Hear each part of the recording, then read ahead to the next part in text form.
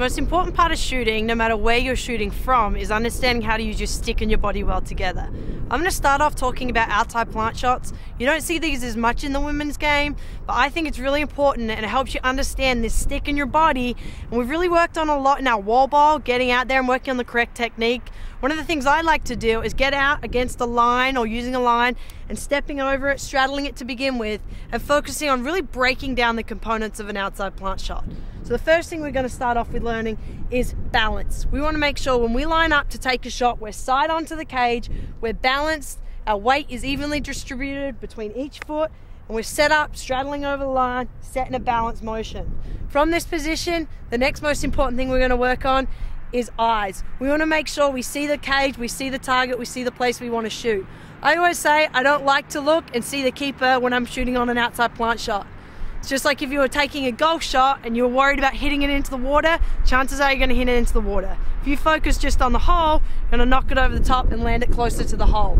So we want to make sure we're looking and we're seeing empty spaces on the cage where you're going to shoot. You're going to use the power to put in the back of the net right now, so you're not going to have the time to be able to fake it and make the shot around the goalkeeper. So you're really picking your spot from the beginning. We've got our balance, we focus with our eyes to pick for accuracy. The next step is elbows. We want to make sure we open up the space between our elbows so we can get good positioning and get a good leverage of our stick here.